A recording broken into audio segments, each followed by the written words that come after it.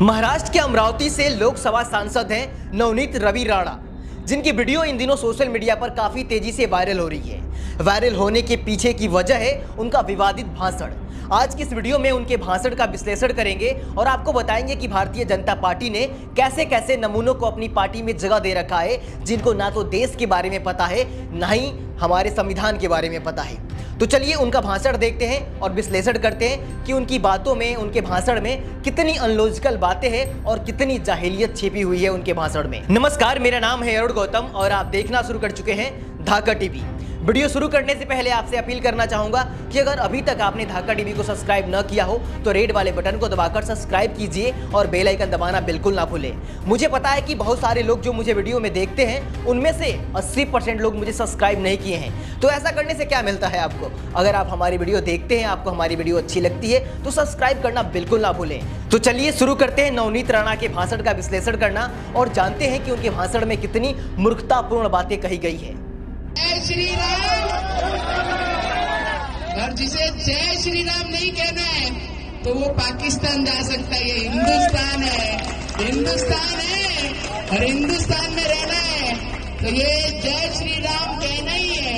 और सबसे पहली बात, पाकिस्तान आपके बाप का नहीं है जहां पर यहां से लोगों को आप भेज सकती हैं।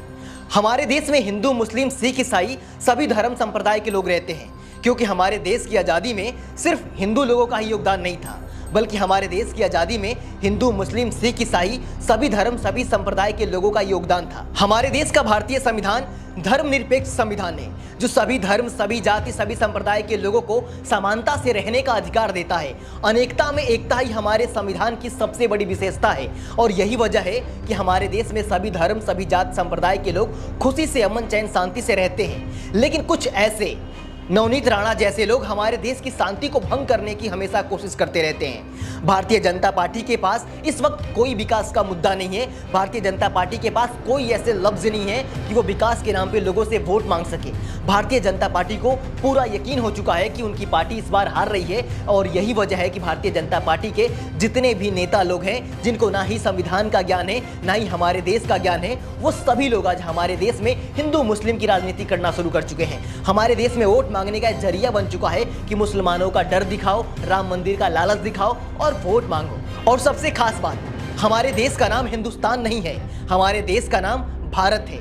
और भारत नाम ये यूं ही नहीं पड़ा है, बल्कि हमारे भारतीय संविधान के अनुच्छेद 1 में इसके बारे में जिक्र किया गया है। इस देश का नाम क्या होना चाहिए, इस बारे में संविधान सभा में एक लंबी बहस चली थी, तब जाकर हमारे देश का नाम भारत पड़ा। बहुत सारे लोगों ने अलग अलग प्रस्ताव रखे थे, कुछ लोगों ने आर्यभट्ट, कुछ लोगों ने कुछ, तो कुछ लोगों ने कुछ।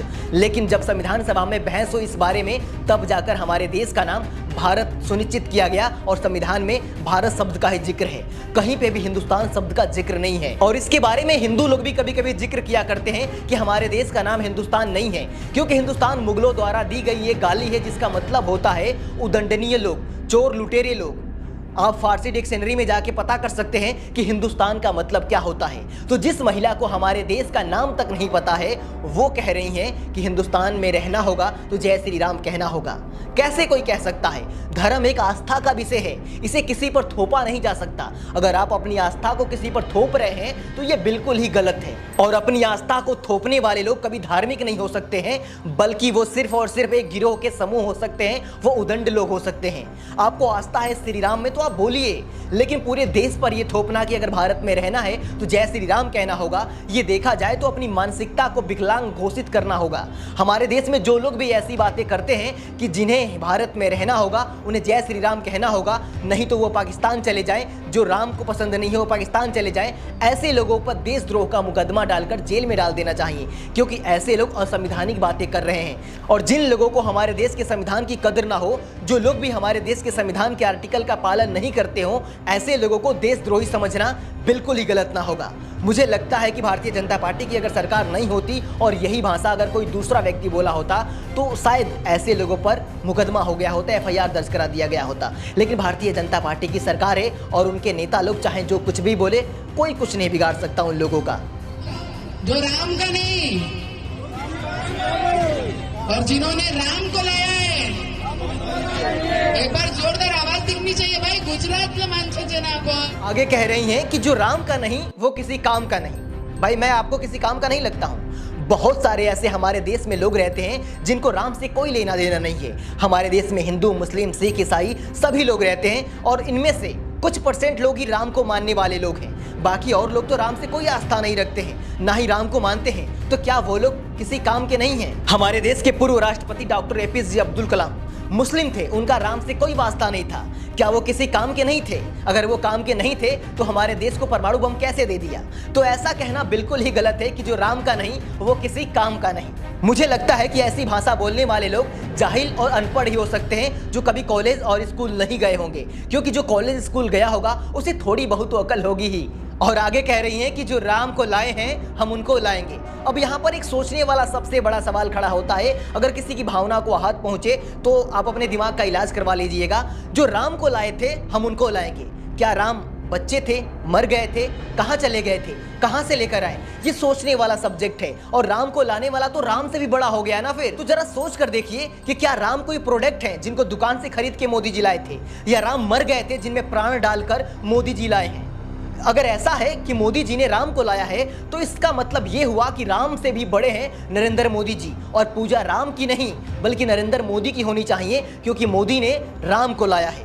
जरा सोच कर देखिए ये लोग अपने ही भगवान का किस तरह से मजाक उड़ाते हैं। एक तरफ कहते हैं कि पालनहारी है राम, और उस राम के पालन पोषण के लिए हमारे देश के नरेंद्र मोदी जी हैं। तो मोदी जी राम से बढ़कर हैं, ये आपको समझ जाना चाहिए। बहुत ही सोचने वाली बात है ये कि राम अभी तक थे कहाँ? अगर मोदी जी नहीं आए होते तो राम का क्या हुआ होता?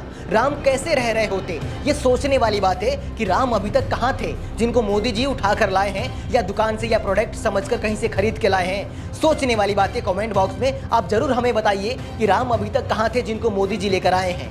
बाकी आप इस वीडियो के बारे में क्या सोचते हैं, अपनी राय कमेंट बॉक्स में देना बिल्कुल ना भूलें। और हाँ, लास्ट में एक बार फिर से कहना चाहूँगा कि मेरी वीडियो देखने वालों में से 80% लोग मुझे सब्सक्राइब नहीं किए हैं। तो अगर आपने सब्सक्राइब नहीं किया है तो रेड वाले बटन को दबाकर सब्सक्राइब कीजिए, बेल आइकन दबाइए, ताकि सारी वीडियो की नोटिफिकेशन आपको मिलती रहे। फिर मिलेंगे आपसे अगली वीडियो में, तब तक के लिए इजाजत दीजिए अपने दोस्त अरुण गौतम को।